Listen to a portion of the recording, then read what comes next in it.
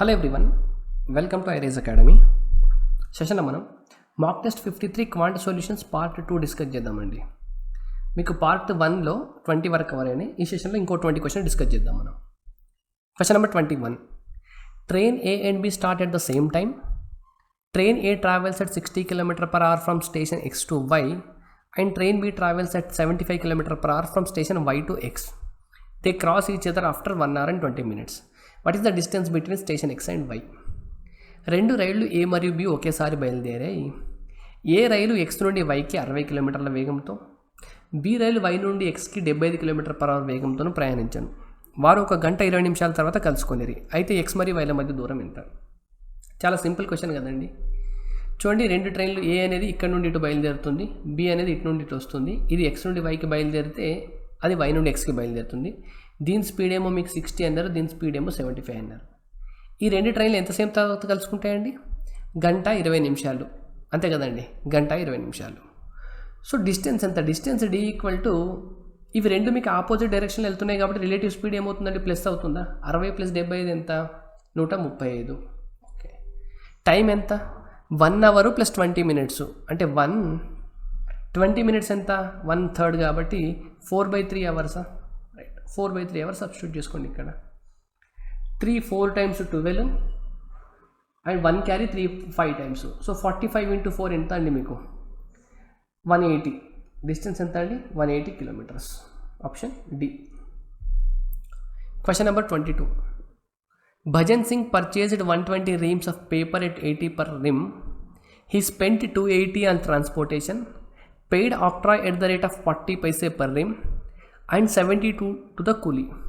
If he wants to have a gain of 8%, what must be the selling price? Bhajan Singh 120 రిమ్ములను పేపర్కి 80 ప్రకారం కొనుగోలు చేశాడు. అతనికి రవాణాకి 280, ఒక్కొక్క రిమ్కి 40 చెల్లించాడు మరియు 72 కూలీకి చెల్లించాడు. అతను 8% లాభం పొందాలి అనుకుంటే ఒక్కొక్క రిమ్ యొక్క అమ్మకం వెల ఎంత? సరే, ఇప్పుడు ఈ క్వశ్చన్ ఎలా చేస్తామంటే మనము మొత్తం అతనికి ఎంత ఖర్చు అయింది బై 120 రిమ్స్ చేస్తే ఒక్కదానికి కాస్ట్ ప్రైస్ వస్తుంది. దానికి 8% యాడ్ చేస్తే మీ ఆన్సర్ వస్తుందా? చూడండి, అతను ఒక్క రిమ్ ఎంతకు పర్చేజ్ చేసినాడండి? 80కి పర్చేజ్ చేసినాడు కదా. సరే, ఈ ఖర్చులన్నీ వదిలేస్తే మీరు ఈ ఒక్క రిమ్ పైన కనుక మీరు 8% తీసుకున్నారనుకోండి. దీంట్లో 8% ఎంత అండి? 6.4. సో మీ జస్ట్ ఈ ఒక్కటి అమ్మినా కూడా మీకు 86.4 కన్నా మీ ఆన్సర్ ఎక్కువ అవ్వాలి. అంటే 86 అయితే మీ ఆన్సర్ కాదు కదా. మిగతా ఖర్చులు ఏం లేకపోయినా కూడా అతనికి మీరు క్వశ్చన్ చదువుతున్నప్పుడే మీ ఆన్సర్ 86.4 కన్నా ఎక్కువ అవ్వాలని అర్థమైపోవాలి. ఎందుకంటే 8% ప్రాఫిట్ రావాలంటే ఈ 80 పైనే 8% అంటే మీకు 6.4. ఓకే. ఇక్కడ చూడండి, ఇది 280 రూపాయలు ఉందా? ఇది ఎంత ఉందండి? 72 రూపాయలు ఉంది. ఓకే. 280కి 70 యాడ్ చేస్తే ఎంత మీకు? 352. ఎక్స్ట్రా 352 ఖర్చు అయింది ఇప్పటివరకు. ప్లస్ ఈ 40 రూపాయల పైన 120 ఇంటూ 40 చేస్తే ఎంత మీకు? 4800 పైసలు వస్తుంది. 4800 పైసే వస్తుంది. అంటే మీకు 48 రూపాయల. చూడండి, 352 ప్లస్ 48 చేస్తే ఎంత మీకు? 400 వచ్చింది. అంతేనండి, 400 వచ్చింది. బై 120 చేస్తే మీకు ఎంత? ఒక్కొక్క రిమ్కి అడిషనల్ కాస్ట్ వస్తుందా? చూడండి, ఇంత వస్తుంది. అంటే మీకు 4 3 times 4 10 times అంటే 3.33 రూపీస్ వచ్చిందండి. ఎంత అండి? 3.33. అంటే మీరు యాక్చువల్గా కొన్నది 80 + 3.33 కదా. సో మీ ఆన్సర్ ఎంత అవ్వాలి చెప్పండి? 86.4 అయితే ఇక్కడికే వచ్చేసింది మీకు. 86.4 అయితే మీకు ఇక్కడి వరకే వచ్చిందండి. దానికి ఈ అడిషనల్ కాస్ట్ ఒక్కొక్క రిమ్కి ఎంత పడుతుంది? 3.33 పడుతుంది.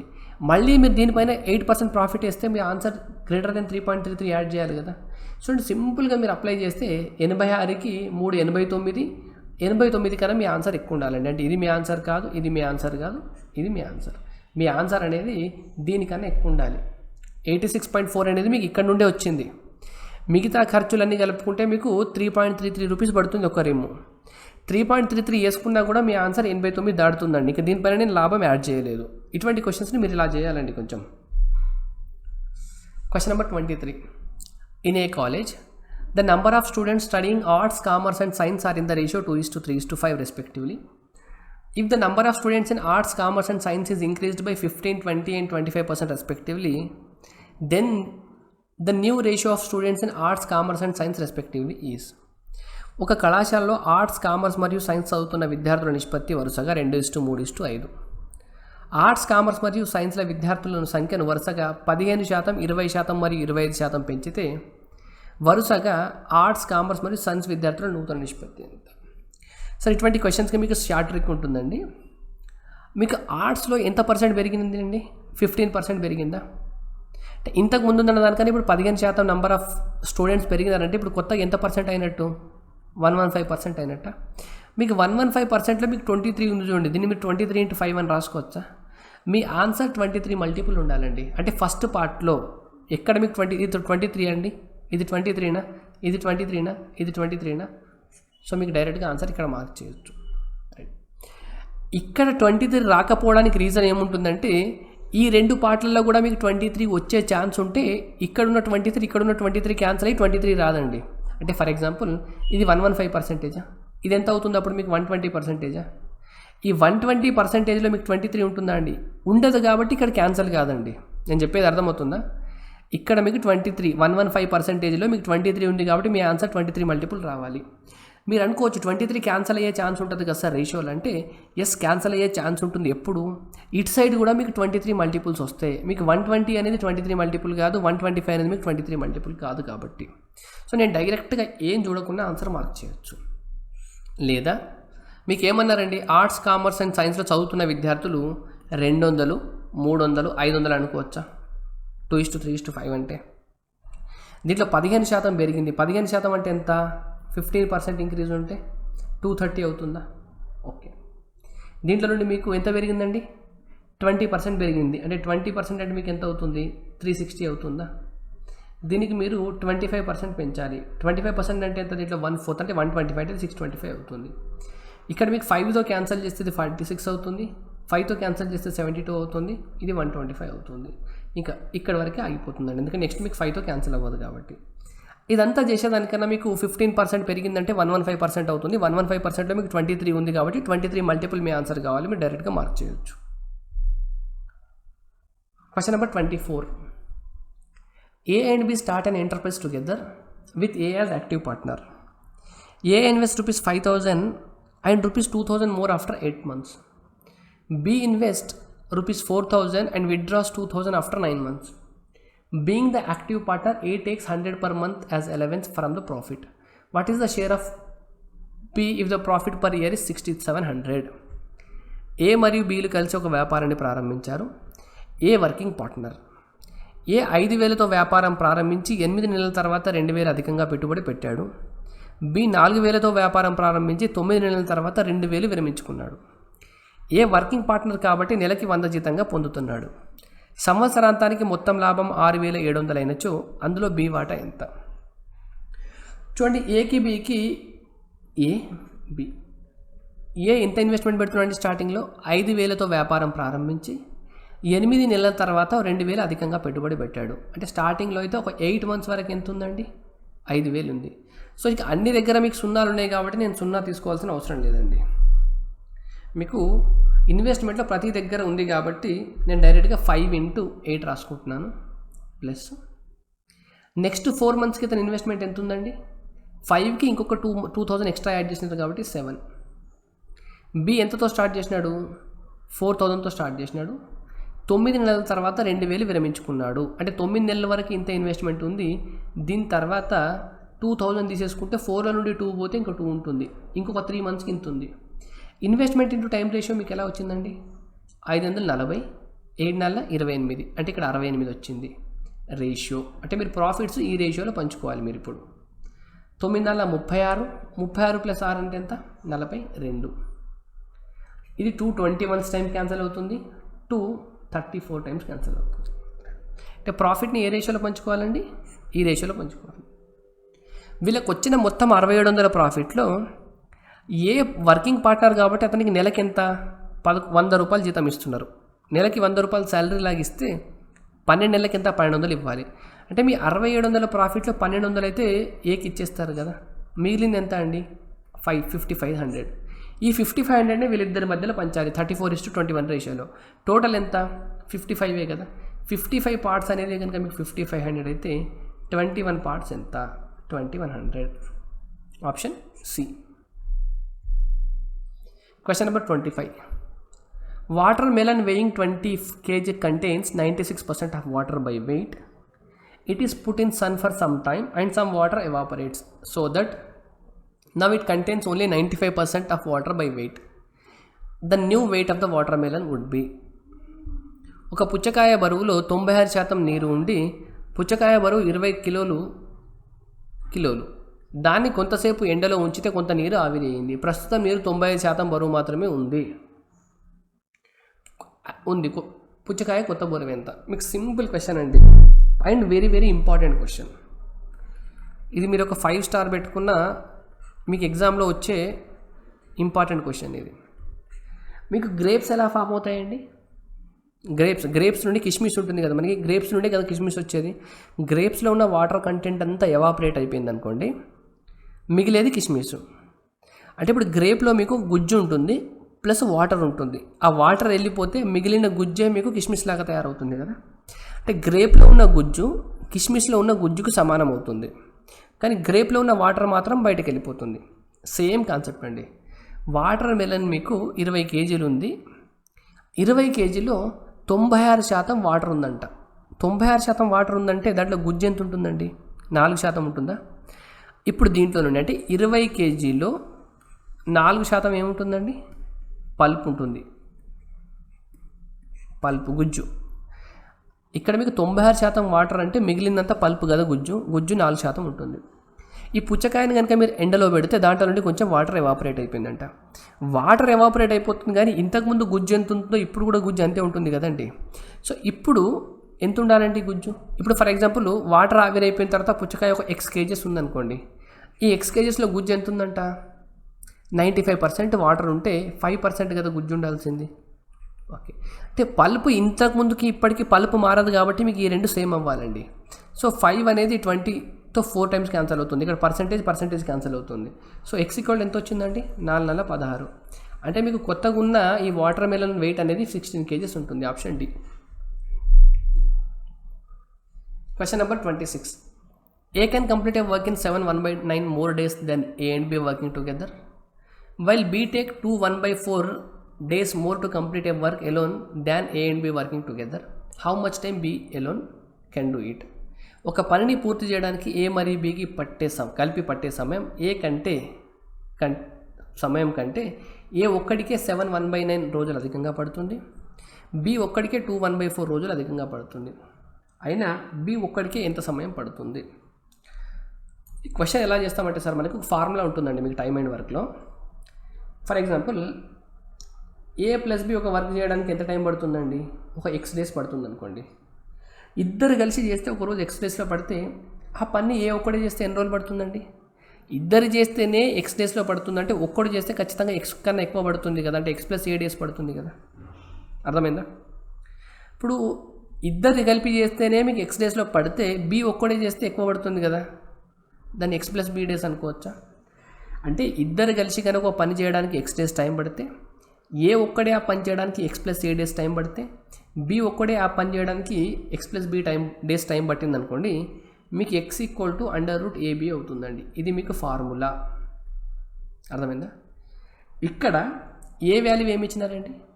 ఇద్దరు కలిసి చేస్తే ఎంత టైం పడుతుందో దానికన్నా A ఒక్కడికే 7 1/9 డేస్ ఎక్కువ పడుతుంది. అంటే 7 9 63 64/9 అంతేనా? ఏ వాల్యూ ఎంత అన్నారు మీకు? ఏ వాల్యూ 64/9 అన్నారు. B వాల్యూ చూడండి, ఇద్దరు కలిసి చేస్తే ఎంత టైం పడుతుందో దానికన్నా Bకి ఎంత టైం పడుతుందంట? 2 1/4. 4 2 8 అంటే 9/4 పడుతుంది. అంటే B వాల్యూ ఎంత? 9/4. ఈ రెండింటిని ఇంటూ అండర్ చేస్తే X వాల్యూ వస్తుంది. X అంటే ఇద్దరు చేస్తే ఎంత టైం పడుతుందో చూడండి. 9 9 క్యాన్సిల్ అవుతుంది, 4 16 క్యాన్సిల్ అవుతుంది. 16 అంటే అండర్ రూట్ అంటే 4. X = 4 వచ్చింది. ఇద్దరు కలిసి పని చేస్తే 4 డేస్ టైం పడితే B ఒక్కడే చేస్తే ఎంత టైం పడుతుందండి? ఇద్దరికన్నా 2 1/4 డేస్ ఎక్కువ పడుతుంది కాబట్టి 2 1/4 యాడ్ చేస్తే దీనికి 6 1/4 పడుతుంది. Option D.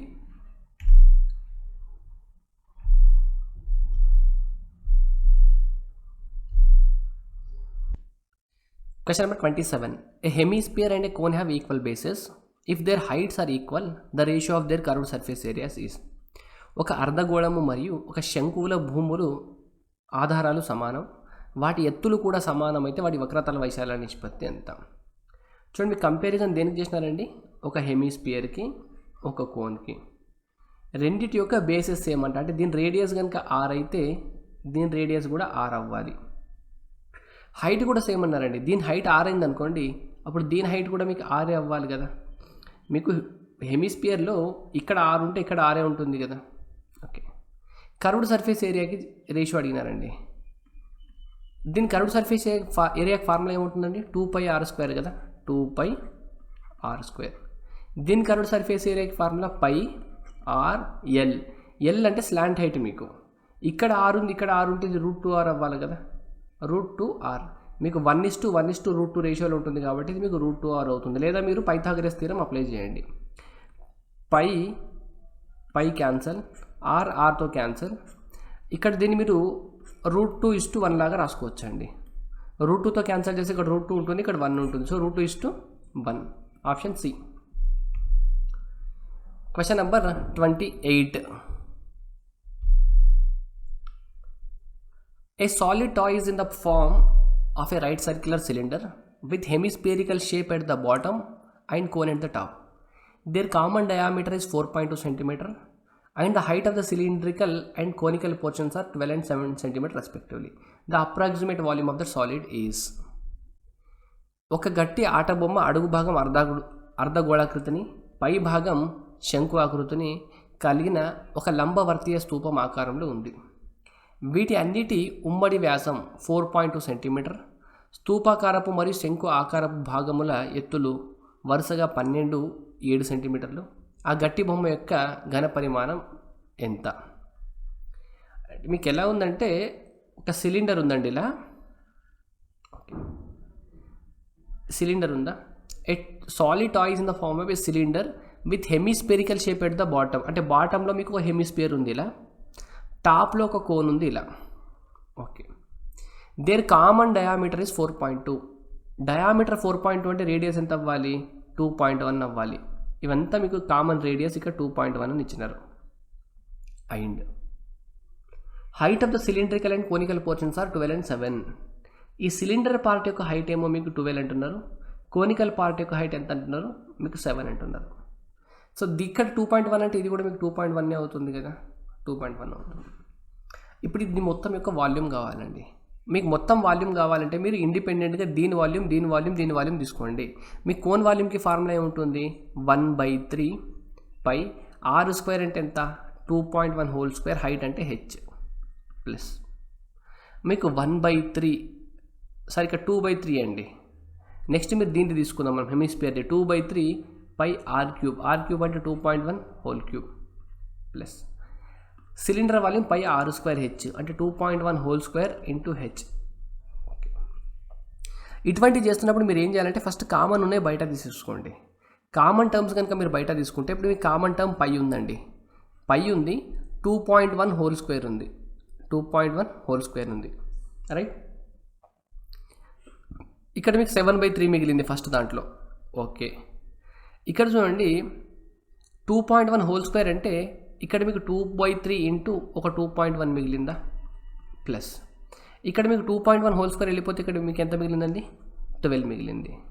Pi into 2.1 whole square by మీకు ఎల్సిఎం కనుక తీసుకుంటే 3 వస్తుందండి. ఇక్కడ ఎల్సిఎం 3 వస్తుంది, ఇక్కడ 7 ఉంది ప్లస్ ఇలాగ డినామినేటర్ 3 ఉంది కాబట్టి 2 ఇంటూ 2.1 ఇంటూ 2 అంటే మీకు 4.2 అవుతుంది ప్లస్ 12 మూల 36 అవుతుంది.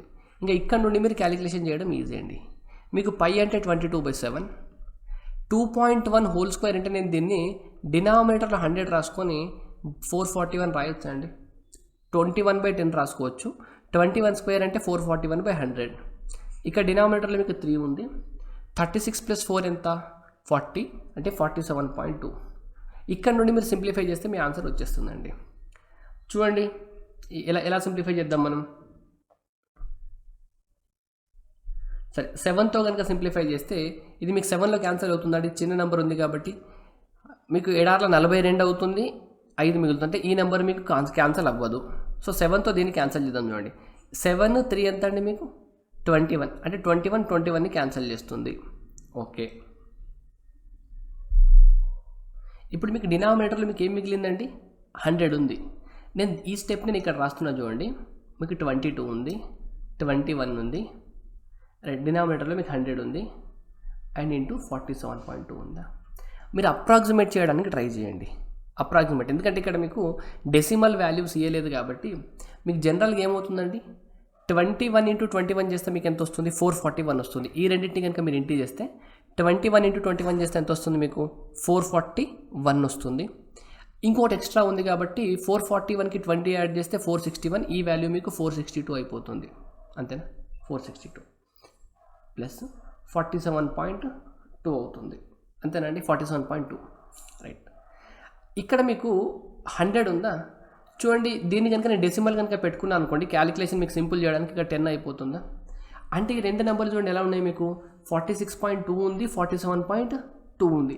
అంటే అప్రాక్సిమేట్లీ కనుక మీరు 47 అనుకున్నారనుకోండి, దీన్ని కొంచెం తగ్గిస్తే మీకు 47 × 47 ఎంత అవుతుంది చెప్పండి నాకు ఒకసారి. 47 × 47 స్క్వేర్ వాల్యూ మీకు ఈజీగా చెప్పండి ఒకసారి.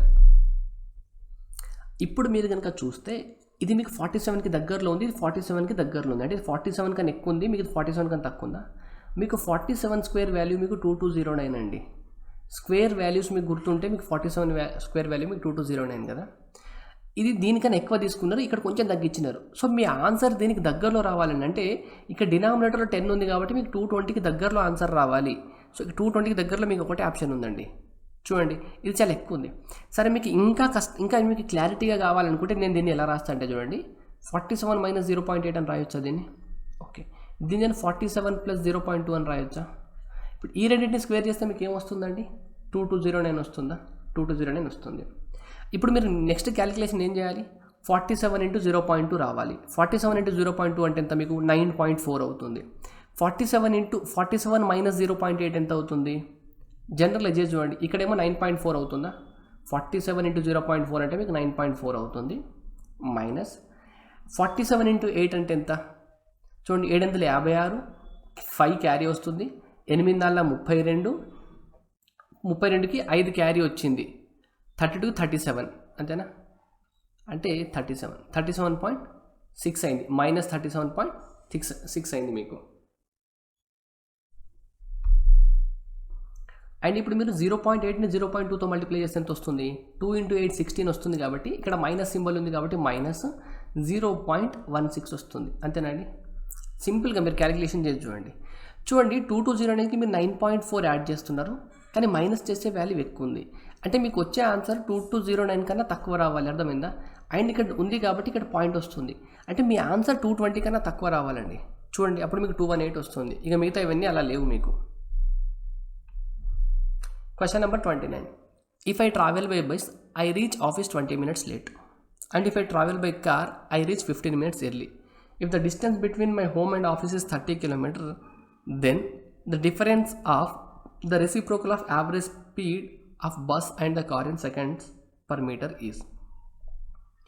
ఒకవేళ నేను బస్సులో ప్రయాణిస్తే ఆఫీస్కు 20 నిమిషాలు ఆలస్యంగా చేరుకుంటాను, కారులో ప్రయాణిస్తే 15 నిమిషాలు ముందుగా చేరుకుంటాను. మా ఇంటి నుండి ఆఫీస్కి గల దూరం 30 కిలోమీటర్లు అయినా బస్సు మరియు కారు వేగాల విలోమాల మధ్య భేదం ఎంత? చూడండి, డిస్టెన్స్ రెండు కేసులలో 30. ఒక distance 30. If you travel by bus you will reach 20 minutes late. 20 minutes late అంటే టైం ఎక్కువ పడుతుంది కదా. బస్ స్పీడ్ కనుక బి అనుకున్నారనుకోండి, ఇది టైం కదా. కార్ స్పీడ్ కనుక మీరు సి అనుకున్నారనుకోండి, బస్ స్పీడ్ తక్కువ ఉంది కాబట్టి టైం ఎక్కువ పడుతుంది, కార్ స్పీడు ఎక్కువ ఉంది కాబట్టి టైం తక్కువ పడుతుంది. అంటే ఇక్కడ వచ్చే వాల్యూ ఎక్కువ, ఇక్కడ వచ్చే వాల్యూ తక్కువ. దీని మైనస్ ఇచ్చేస్తే మీకు ఏమొస్తుందండి? ఇనీషియల్గా మీరు 20 నిమిషాలు లేట్ వస్తున్నారు, ఇప్పుడు 15 నిమిషాలు ముందు వెళ్తున్నారు. అంటే టైం డిఫరెన్స్ ఎంత టోటల్? 20 నిమిషాలు లేటు, 15 నిమిషాలు ముందు, అంటే టోటల్ టైం డిఫరెన్స్ 35 minutes. అంతేనా? 35 minutes / 60 చేస్తే ఏమొస్తుంది మీకు? అవర్లో వస్తుంది. ఓకే, ఇప్పుడు చూడండి, మీరు 1/b - 1/c = 35/60 × 30. ఇప్పుడు మీ క్వశ్చన్ ఏమడిగినారండి? Difference of the reciprocals of average speed of bus and car. చూడండి, ఇది డిఫరెన్స్ ఉంది, reciprocals of bus and car ఉంది స్పీడ్కి. మీకు మీటర్ పర్ సెకండ్లలో అడిగినారు కాబట్టి 18/5 చేస్తే మీకు ఆన్సర్ వచ్చేస్తుంది. 5 7 times. Okay, 6 3 times, 6 10 times, right? 3 10 times. So 7/100 అనేది మీకు రైట్ ఆన్సర్ అండి, option B. Question number 30. The sum of all the odd numbers from 20 to 102. 20 నుండి 102కి మధ్యలో ఉన్న ఆల్ ఆడ్ నెంబర్స్ ఏమవుతాయండి మీకు? 21 నుండి మొదలవుతే 23 -101 వరకు ఉంటాయి, అంతేనా? ఇప్పుడు మీకు ఇవన్నీ మీకు అర్థమెటిక్ ప్రోగ్రెషన్లో ఉన్నాయి కాబట్టి సమ్ ఆఫ్ ఆడ్ నెంబర్స్ కనుక్కోవడానికి మీకు ఫార్ములా అప్లై చేయాలండి. సమ్ ఆఫ్ ఆడ్ నెంబర్స్కి సమ్ ఆఫ్ అర్థమెటిక్ ప్రోగ్రెషన్లో ఫార్ములా ఏముంటుంది? n/2 × a + l కదా. Okay, number of terms n value కావాలంటే మనం ఏం చేస్తాం? Last term minus first term 101 - 21 by common difference ఎంత దీంట్లో? d వాల్యూ 2 కదా, కామన్ డిఫరెన్స్ +1. ఇది మీకు ఫార్ములా కదా. n/2 అంటే 40, ఇది ఒకటి 141 అంటే 41/2 + a + l. 102కి 20 యాడ్ చేస్తే మీకు 132. సో ఇది మీకు 66 అవుతుందండి. అంటే మీ ఆన్సర్ 11 మల్టిపుల్ కావాలండి, అర్థమవుతుందా? అంటే యూనిట్ డిజిట్ 6 రావాలి, మీ ఆన్సర్ 11 మల్టిపుల్ రావాలి. యూనిట్ డిజిట్ 6 వచ్చింది, మీ ఆన్సర్ 11 మల్టిపుల్ ఎక్కడ అవుతుంది? 6 + 5 ఎంత? 11, రైట్. 6 + 6 41 × 6 + 6 అంతేనండి, n + 2 ఇక్కడ 21 22 100 122 రావాలి, సారీ 122 రావాలి. 122 అంటే మీకు ఇక్కడ ఇది 61 అవుతుంది. సో యూనిట్ డిజిట్ మీకు ఎంత రావాలండి? యూనిట్ డిజిట్ మీకు 1 రావాలి, యూనిట్ డిజిట్ 1 రావాలి. అండ్ 41 అనేది మీకు ఒక ప్రైమ్ నెంబరే, 61 అనేది కూడా మీకు ఒక ప్రైమ్ నెంబరే. మల్టిప్లై చేయండి, ఏమొస్తుంది? 1 × 1 1 వస్తుంది, 1 × 4 1 × 6. సో 6 + 4 అంటే 10 అవుతుంది, మీకు 1 క్యారీ మిగులుతుంది. 6 4 24 + 1 క్యారీ 25 అంటే 2501 మీకు రైట్ ఆన్సర్ అండి, option C. Question number 31. The total salary of Gagan and Harish in an organisation is 30,000. If the salary of Gagan is increased by 5% and the salary of Harish is increased by 7%, then the total salary would increase to 31,800. Find the salary of Harish. ఒక సంస్థలోని గగన్ మరియు హరీష్ల వేతనాల మొత్తం 30,000. అజయ్ వేతనం 5% పెరిగి హరీష్ వేతనం 7% పెంచితే వారి మొత్తం వేతనం 31,000 పెరిగింది. హరీష్ వేతనం ఎంత? ఈ క్వశ్చన్ని మనం అలిగేషన్ వాడి ఈజీగా చేయొచ్చండి. చూడండి, గగన్ శాలరీ ఏమో 5% పెరిగింది, హరీష్ శాలరీ ఏమో 7% పెరిగింది. కానీ వాళ్ళిద్దరు శాలరీ టోటల్గా ఎంత పెరిగిందండి? 30,000 ఉన్నది 31,800 అయింది, అంటే 1,800 పెరిగింది కదా. 1,800 పెరిగింది 30,000 పైన. 2 zeros 2 zeros cancel, 6 3 times 6 50 times, అంతేనా? 3/50 × 100 కదా పర్సంటేజ్ కావాలంటే, 52 times అంటే 6% పెరిగింది. ఇండివిజువల్గా 5% 7% పెరిగింది, కానీ ఓవరాల్గా 6% పెరిగింది. మీకు అలిగేషన్ అప్లై చేస్తే 6 - 5 1 అవుతుంది, 7 - 6 1 అవుతుంది. అంటే వాళ్ళిద్దరు శాలరీస్ ఏ రేషియోలో ఉన్నట్టండి? 1:1 రేషియోలో ఉండొచ్చు. ఈయన శాలరీ 1 part అయితే ఈయన శాలరీ కూడా 1 part అవ్వాలి. 2 parts వాల్యూ ఎంత మీకు? 30,000. ఇద్దరు శాలరీ కలిపి 30,000 అయితే 1 part వాల్యూ 15,000 అవుతుంది, ఆప్షన్ బి. రైట్. ఇదే geometry figure. If the radius is 7 units and height is 6 units, match the following. మీకు జామెట్రిక్ ఫిగర్లో రేడియస్ కనుక 7 units అయ్యి హైట్ 6 units అయింది అనుకోండి, కింది వాటిని మ్యాచ్ చేయాలి. ఇప్పుడు ఫర్ ఎగ్జాంపుల్ సర్కిల్ ఉందండి, ఇప్పుడు ఈ సర్కిల్కి రేడియస్ కనుక 7 units అయింది అనుకోండి, ఏరియా ఏమవ్వాలండి?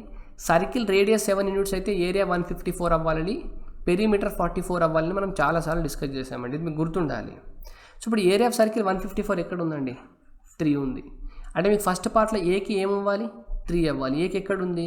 3 ఇక్కడ ఒకటే ఉంది కాబట్టి మనం ఆప్షన్ బి డైరెక్ట్గా మార్క్ చేయొచ్చు.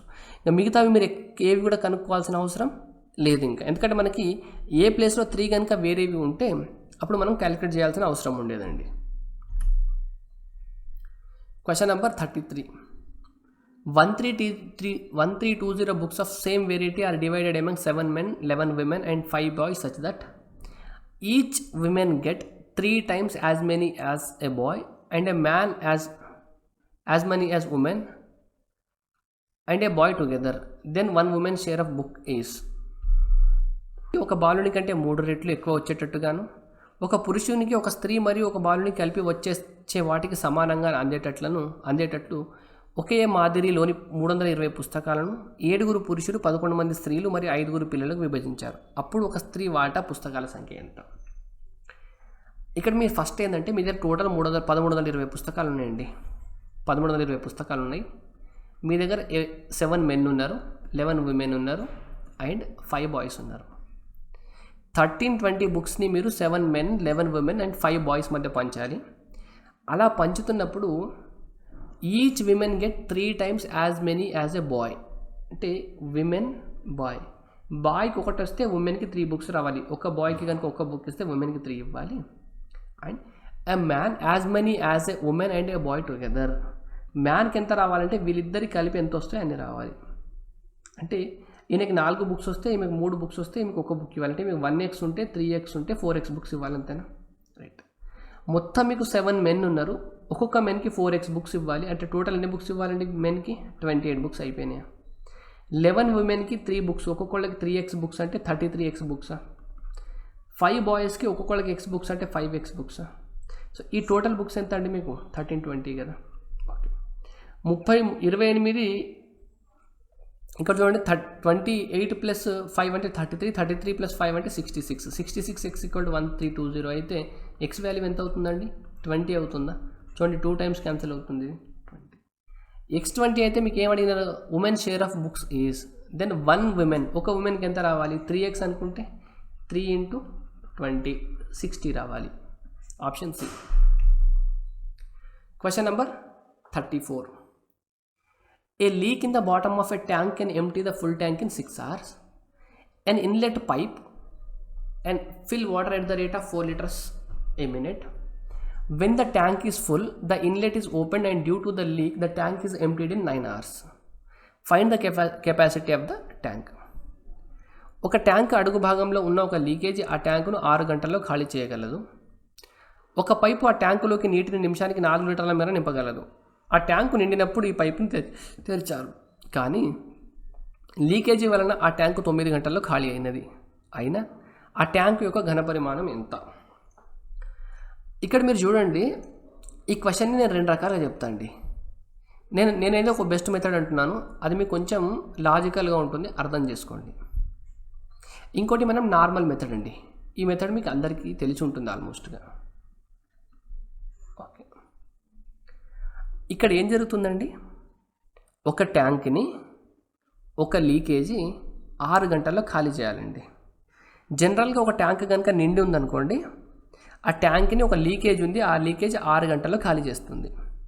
కానీ ఏం జరుగుతుందంట? ఒక పైపు ఆ ట్యాంకులోకి నీటిని 4 లీటర్ల మేర నింపగలదు. ఆ ట్యాంకు నిండినప్పుడు ఈ పైపును తెరిచారు. అంటే ట్యాంక్ అయితే ఫుల్ ఉంది. ట్యాంక్ ఫుల్ ఉన్నప్పుడు లీకేజీ ఎప్పుడు స్టార్ట్ అవుతుందో అదే టైంలో మీరు ఒక నిమిషానికి 4 లీటర్ల నింపే ఒక పైపు ఉంటుంది కదా, ఒక నిమిషానికి అది 4 లీటర్లు నింపుతుంది. అటువంటి పైపుని మళ్ళీ ట్యాంకులోకి పైనుండి వదిలినారంట. ఇప్పుడు ఏం జరుగుతుంది చెప్పండి? ఇలా ట్యాంక్ ఖాళీ అవుతూ ఉంటే అలా పైనుండి ట్యాంక్ నిండుతూ ఉంటుంది కదా, అంతేనా కదా? దీనివల్ల ఏం జరిగిందంటే ఆ ట్యాంక్ ఖాళీ కావడానికి ఒక 3 గంటల టైం ఎక్కువ పట్టింది. 6 గంటల్లో నిండాల్సిన ట్యాంక్, ఖాళీ అవ్వాల్సిన ట్యాంకు 9 గంటల్లో ఖాళీ అయింది. సింపుల్ అండి. ఒక ట్యాంక్ కనుక ఫుల్ ఉన్నప్పుడు ఆ ట్యాంక్ని ఒక లీకేజీ 6 గంటల్లో ఖాళీ చేస్తుందండి. ఆ ట్యాంక్కి ఫుల్ ఉన్నప్పుడు మీరు ఒక వాటర్ పైప్ని యాడ్ చేస్తున్నారంటే ఇక్కడ ఖాళీ అవుతుంటే అక్కడ నిండుతుంది కదా, నిండుతుంది కాబట్టి 6 గంటల్లో ఖాళీ అవ్వాల్సిన ట్యాంకు 9 గంటల్లో ఖాళీ అవుతుంది. ఈ 3 గంటలు ఎందుకు ఎక్స్ట్రా పట్టింది చెప్పండి? 3 గంటలు ఎందుకు ఎక్స్ట్రా పట్టిందంటే మీరు ఒక పైప్తో ఆ ట్యాంక్ని మళ్ళీ నింపుతున్నారు కాబట్టి, అంతేనా? రైట్. ఇక్కడ నాకు జాగ్రత్తగా నేను ఒక పాయింట్ చెప్తా, వినండి మీరు. ఈ నింపే పైపు 3 గంటలు పనిచేసిందా అండి? ఖాళీ చేసే పైపు మీకు 3 గంటలు పనిచేసిందా? ఖాళీ చేసే పైపు యాక్చువల్గా అయితే 6 గంటల్లో ట్యాంక్ని ఖాళీ చేయాలి. కానీ ఎక్స్ట్రా 3 గంటలు ఎందుకు పనిచేసిందండి? ఎక్స్ట్రా 3 గంటల్లో ఈ ఖాళీ చేసే పైపు ఎంత నీటిని ఖాళీ చేసి ఉండొచ్చో మనం చెప్పొచ్చు. ఎలా అంటే చూడండి, ఎక్స్ట్రా 3 గంటల్లో ఈ ఖాళీ చేసే పైపు ఎన్ని లీటర్లను ఖాళీ చేసిందంటే, మీకు నింపే పైపు ఎన్ని గంటలు పనిచేసిందండి? 9 గంటల్లో ట్యాంక్ ఖాళీ అయిందంటే స్టార్టింగ్ నుండి 9 గంటల వరకు మీకు నింపే పైపు పనిచేస్తుందా? అంటే 9 గంటల్లో గంటకి 60 నిమిషాలు కదండి, అంటే ఇన్ని నిమిషాలు. నిమిషానికి ఎన్ని లీటర్లు అండి? 4 లీటర్లు. మీకు జనరల్గా అయితే ట్యాంకు 6 గంటల్లో ఖాళీ కావాలండి, కానీ 9 గంటల్లో ఖాళీ అయింది. ఎక్స్ట్రా 3 గంటలు తీసుకుంది. ఈ ఎక్స్ట్రా 3 గంటలు ఎందుకు తీసుకుందంటే ఈ 3 గంటల్లో ఈ 3 గంటలు ఈ పైప్ ఎంత ఖాళీ చేసిందంటే ఆ నింపే పైపు 9 గంటలు నింపింది కదా. 9 గంటలు గంటకి 60 నిమిషాలు, నిమిషానికి 4 లీటర్లు నింపింది కదా. ఈ మొత్తం ఇది నింపింది, ఇది 3 గంటల్లో ఖాళీ చేసిందండి. 3 గంటల్లో ఇంత ఖాళీ చేస్తే 6 గంటల్లో ఎంత ఖాళీ చేస్తుంది చూడండి. దీనికి డబల్ అయింది కాబట్టి మీరు దీనికి ఇంటూ 2 చేయండి. 6 4 24, 24 ఇంటూ 9 అంటే ఎంత మీకు? 216. 2160 ఇంటూ 2 చేయండి. సో 2 32, 432 లీటర్లు. ఇది చాలా ఈజియెస్ట్ మెథడ్ అండి.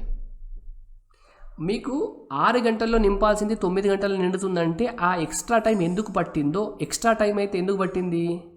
ఇంకా కొంచెం వాటర్ని ఖాళీ చేయడానికి. అంత టైంలో ఎంత ఖాళీ చేస్తే 6 గంటల్లో ఎంత ఖాళీ చేస్తుందో చెప్తే మీ ఆన్సర్ చెప్పినట్టే అండి. లేదా మనకు regular time and work method ఉంటుంది కదా. టైమ్ అండ్ వర్క్ మెథడ్ ఏముంటుంది? 6 గంటల్లో ఖాళీ చేయాలంటండి. ఒక పైప్ ఏ ఉంది, ఇది ఏ అనే టైప్ ఫిల్ చేస్తుంది అనుకోండి.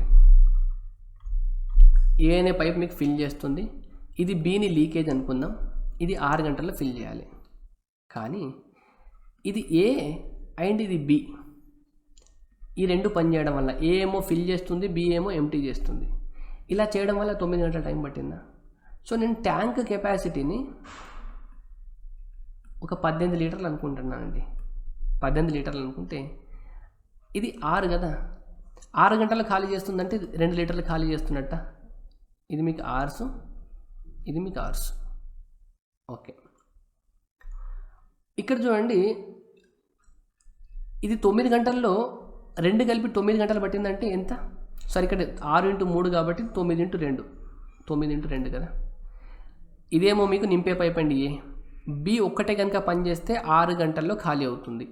ఈ 2 కలిసి పనిచేయడం వల్ల 9 గంటల్లో ఖాళీ అయింది. నేను ట్యాంక్ కెపాసిటీ కనుక 18 లీటర్లు అనుకుంటే బి ఏమో 6 గంటల్లో గంటకి 3 లీటర్లు ఎంటీ చేస్తే సరిపోతుంది.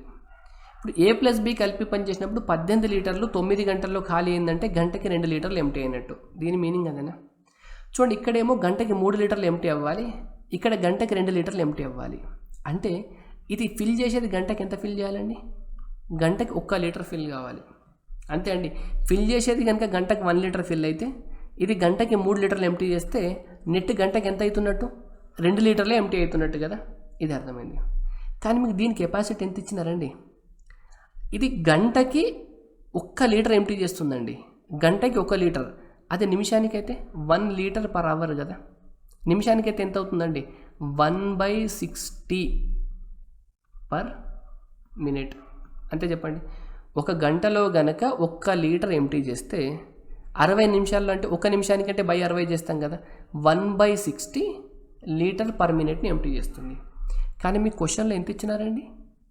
గంటకి 4 లీటర్లు, నిమిషానికి 4 లీటర్లు ఎంటీ చేస్తుందంట. అంటే మీ నింపే పైపు కనుక 1/60 లీటర్స్ పర్ మినిట్ ఎంటీ చేసింది అనుకోండి, ట్యాంక్ కెపాసిటీ మీకు 18 అవ్వాలి. అదే 4 లీటర్లు ఎంటీ చేస్తే ఎంత అవ్వాలి? చూడండి, 18 × 4 × 60. సో 18 4 ఎంత? 72 × 60. 0 6 12, 7 6 42 + 1 43. ఇలా అయినా చేయొచ్చు. బట్ దీనికన్నా మీకు ఈజియెస్ట్ మెథడ్ అండి ఇది. ఫస్ట్ మెథడ్ నేను చెప్పింది. 3⁻41 + 7⁻82 ఈజ్ ఆల్వేస్ డివిజిబుల్ బై. నేను దీన్ని ఇలా రాసుకోవచ్చా అండి? 3⁻41 + 7² అని రాసుకోవచ్చు. చూడండి, 2 × 41 అంటే 82 కదా. 3⁻41 + 49⁻41. మీకు ఒక ఫార్ములా ఉంటుందండి. x⁴n + a⁴n is always divisible by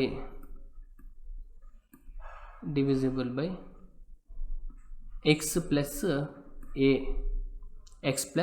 a when n is odd. n value కనుక ఆడ్ అయితే x⁴n + a⁴n అనేది always divisible by x + a. ఇక్కడ n వాల్యూ ఆడ్ అయిందండి, ఆడ్ నెంబర్ ఇది. అలాంటప్పుడు ఈ మొత్తం నంబర్ మీకు 49 + 3 ఎంత, 52తో ఎప్పుడు కూడా భాగించబడుతుంది. Divisible by 52. ఆప్షన్ సి మీకు రైట్ ఆన్సర్. Question number 37. చూడండి, ఇటువంటి సింప్లిఫై క్వశ్చన్ చూస్తున్నప్పుడు మీరు ఫస్ట్ డెసిమల్ చూసుకోండి. ఇక్కడ 3కి ముందుందా డెసిమల్, ఇక్కడ చూడండి, ఇక్కడ 3కి ముందుందా, ఇక్కడ 3కి, అంటే మొత్తం మీకు 9 కదా. 1 + 4 ఎంత, 5. 5 + 4 ఎంత, 9. సో ఇక్కడున్న డెసిమల్స్ని మీకు క్యాన్సల్ చేస్తాయండి. డెసిమల్స్తో మీకు సంబంధం లేదు. అండర్ రూట్ ఉంది కాబట్టి ఇక్కడ 384 ఉంటే 384 అండర్ రూట్ని క్యాన్సల్ అవ్వాలంటే 18 స్క్వేరా, అంటే నేను 18 స్క్వేర్ రాసుకుంటే స్క్వేర్ రూట్ క్యాన్సల్ అవుతుందా, ఇక్కడ 18 వస్తుంది. 81 అంటే ఎంత చెప్పండి నాకు, 81 ఉందంటే ఇది మీకు 9. ఓకే, 9. ఇప్పుడు మీకు 4624 అనేది దేనికి కావాలో తెలియాలండి. 4624 మీకు దేనికి స్క్వేర్ చూడండి. మీకు 50 స్క్వేర్ అంటే ఎంత అండి, మీకు 50 స్క్వేర్ అంటే 2500, 60 స్క్వేర్ అంటే 3600, 70 స్క్వేర్ అంటే 4900. అంటే ఇది 60కి 70కి మధ్యలో ఉండాలని అర్థమైంది. కానీ మీరు ఇక్కడ అబ్జర్వ్ చేస్తే చూడండి, ఇది 17 స్క్వేర్. ఇది 17 స్క్వేర్ కాబట్టి 17 మల్టిపుల్లో 65 స్క్వేర్ ఎంత మీకు 4225 ఇంతేనా. అంటే ఈ వాల్యూ మీకు 65 స్క్వేర్కి 70 స్క్వేర్కి మధ్యలో ఉంటుందండి. 70 స్క్వేర్ అంటే మీకు 1400 కదా, మీకు 4624 అనేది మధ్యలో ఉంటుంది. మీరు ఒక్కసారి డినామినేటర్ని అబ్జర్వ్ చేయాలి. ఇది 17 స్క్వేర్ కాబట్టి 17కి మల్టిపుల్ ఉండే వీటి మధ్యలో వాల్యూ ఏముంటుంది చెప్పండి నాకు, 68 స్క్వేర్ అండి. 68 స్క్వేర్ వాల్యూ అనేది ఇది అవుతుందండి. అంటే ఇది మీకు 68. ఓకే, మీకు 15625 అనేది మీకు 125 స్క్వేర్ వాల్యూ అండి. ఇది 289 అనేది మీకు 17 స్క్వేర్ వాల్యూ, 729 అనేది మీకు 27 స్క్వేర్ వాల్యూ, అంతేనా. ఓకే, 64 అనేది మీకు 8 స్క్వేర్ వాల్యూ.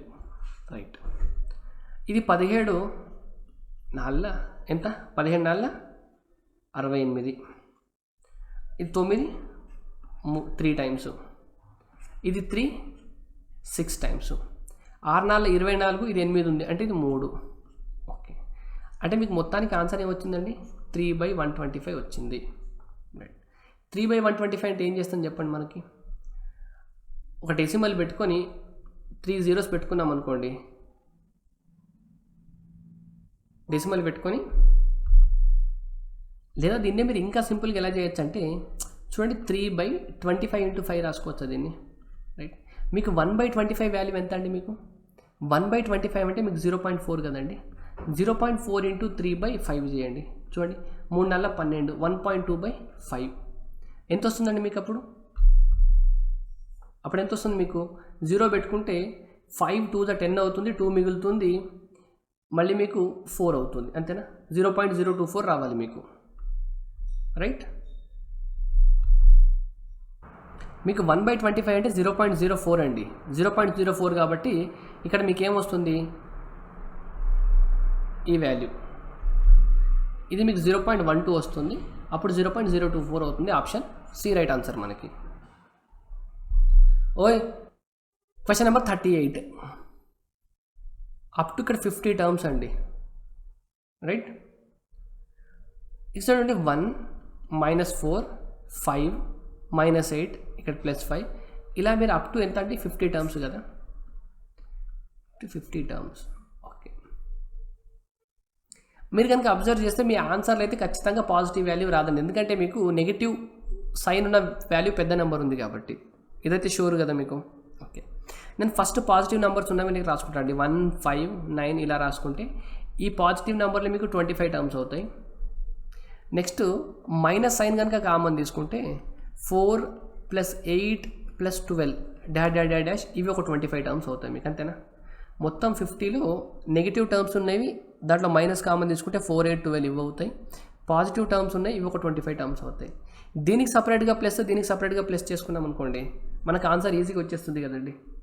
లేదా ఇక్కడ మీరు 1 - 4 చేసినారనుకోండి, 1 - 4 చేస్తే ఏమొస్తుంది, 3 వస్తుంది. 5 - 8 చేస్తే ఏమొస్తుంది, -3 వస్తుంది, మళ్ళీ -3 వస్తుంది, అంతేనా. ఇక్కడ మీరు మైనస్ కామన్ తీసేసుకుంటే 3 + 3 + 3 + 3 అప్ టు ఇదంతా 25 టర్మ్స్, అంతేనా. 25 టర్మ్స్ 3 × 3 × 3 చేస్తే ఎంత వస్తుందండి? 75 వస్తుంది. మీకు ముందు మైనస్ సింబల్ ఉంది కాబట్టి -75, option B. Question number 39. A vendor sells his articles at a certain profit percentage. If he sells his article at 1/3 of his actual selling price, then he incurs a loss of 40%. What is his actual profit percentage? ఒక వ్యాపారి అతని వస్తువులను కొంత లాభానికి అమ్ముతున్నాడు. అతను తన వస్తువులను అసలు అమ్మకం వెలలో 1/3 వంతుకు అమ్మితే 40% నష్టం వస్తుంది. అతను అసలు లాభ శాతం ఎంత? మీరు ఒకసారి జాగ్రత్త వినండి దీన్ని. ఇంతకుముందు కాస్ట్ ప్రైస్ ఒకటి ఉంది, సెల్లింగ్ ప్రైస్ ఒకటి ఉందండి. ఇంతకుముందు ఒక కాస్ట్ ప్రైస్కి అమ్మితే కొంటే ఒక సెల్లింగ్ ప్రైస్కి అమ్ముతున్నాడు. ఒక వ్యాపారి అతని వస్తువులను కొంత లాభానికి అమ్ముతున్నాడు. ఓకే, ఇప్పుడు అతను కనుక సెల్లింగ్ ప్రైస్ ఇంతకుముందు సెల్లింగ్ ప్రైస్లో కనుక 1/3కి అమ్ముతున్నాడు అనుకోండి. అసలు అమ్మకం వేళలో 1/3 వంతుకి అమ్మితే అతనికి 40% నష్టం వస్తుందంట అండి. 40% నష్టం వస్తుందంటే 5 రూపాయలకు కొని 3 రూపాయలకు అమ్మినాడు అనుకోండి. 5 రూపీస్కి కొని 3 రూపీస్కి అమ్మితే అంతే కదా, 40% నష్టం వస్తుంది.